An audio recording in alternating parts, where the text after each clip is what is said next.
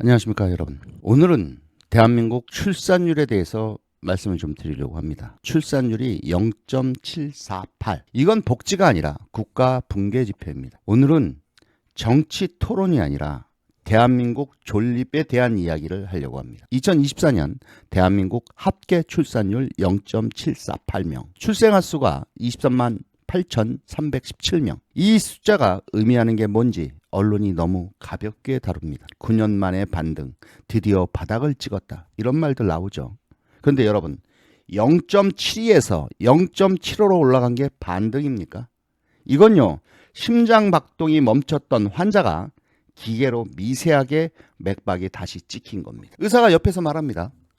아직 중환자실에서 못 나가집니다. 그게 지금 대한민국 출산율입니다. 출산율 0.748이라고 하는 건 세대 재생산율이 3분의 1 이하로 무너졌다는 뜻이고, 이 상태가 유지되면 지금 5천만 명 인구는 두 세대만 지나도 절반 이하로 쪼그라듭니다. 이건 단순히 애가 줄어든다의 문제가 아니라 학교 폐교, 군 병력 부족, 중소도시가 소멸하고 연금 재정이 붕괴되며 산업 생태계가 축소된다는 뜻입니다. 이 모든 게 한꺼번에 오는 국가 구조 붕괴 시나리오인 것이죠. 그리고 더 충격적인 건 이겁니다. 대한민국 정부는 저출산 문제에 돈을 안 쓴 게 아닙니다. 2006년 이후 저출산 대응 예산은 국회 예산정책처 자료 기준으로 매년 증가해왔고 2020년대 들어서는 연간 수십조 원 규모까지 커졌습니다. 그런데 결과는 출산율은 계속 떨어졌고 2023년엔 0.7까지 내려앉았었습니다. 여기서 질문 하나 드리겠습니다. 돈은 계속 늘어났는데 결과는 계속 나빠졌다. 이게 무슨 뜻입니까? 정책이 실패했다는 뜻입니다. 출산은요, 의지가 아니라 인생 설계입니다. 여러분, 사람이 애를 낳을 때 애국심으로 낳습니까? 국가를 위해서 낳습니까? 아닙니다. 사람은 이렇게 계산합니다. 이 아이를 낳으면 내가 집을 살 수 있을까?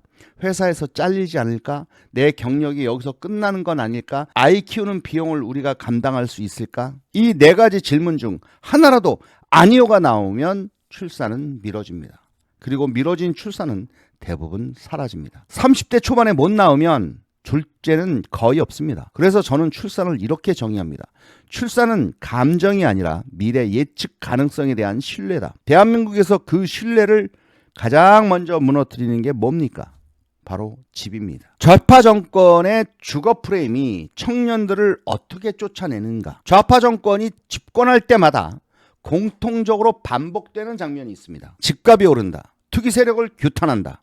규제를 강화한다. 다주택자를 때린다. 대출을 조인다. 이 흐름 노무현 정권 때도 있었고 문재인 정권 때는 더 극단적으로 반복됐죠. 여기서 중요한 건 의도가 아니라 결과입니다. 의도는 서민 주거 안정이었겠죠. 하지만 결과는 뭐였습니까? 매물이 잠기고 거래가 급감하고 대출 규제로 청년이 퇴출되고 민간 공급이 위축됐습니다. 즉 집값을 잡겠다는 정책이 청년의 미래 설계를 먼저 짓눌러 버렸습니다. 서울 집값이 몇 퍼센트가 올랐냐는 기관마다 다르게 말합니다. 한국부동산원, KB, 서울경제, 조선중앙 기준이 다 다릅니다. 제가 여기서 몇 프로 급등했다라는 숫자 싸움은 하지 않겠습니다. 대신 이걸 묻겠습니다. 2024년 기준 서울에서 결혼 3년차 맞벌이 부부가 자기 집을 살 수 있다고 느끼십니까? 대부분 불가능이라고 느낍니다.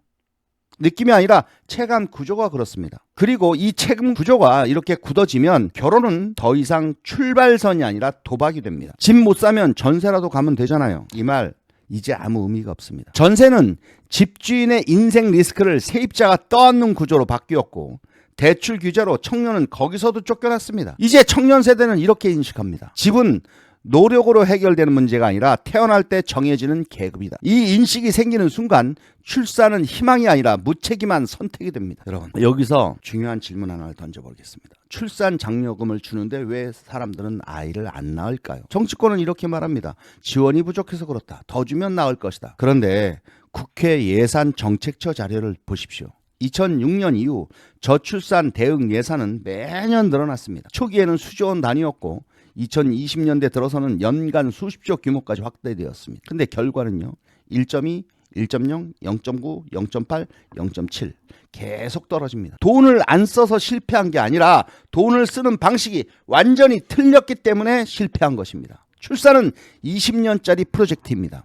출산 장려금은 한 번 받으면 끝입니다. 사람이 이것을 어떻게 인식하느냐? 국가가 우리 아이를 초등학교 때까지 책임질까? 아닙니다. 지금 애 낳으면 회사에서 잘리지 않을까? 집은 언제 구하지? 둘째는 가능할까? 이 질문 앞에서 장려금 몇백만 원, 몇천만 원은 그냥 위험수당으로 보입니다. 이게 바로 좌파 정권이 선호한 현금성, 선심성 복지의 구조적 한계입니다. 사람들에게 이런 메시지를 주기 때문입니다. 출산은 내가 선택한 문제이고 힘들면 우리가 조금 버텨줄게. 국가는 빠지고 부모만 전면에 내세워진 구조이죠.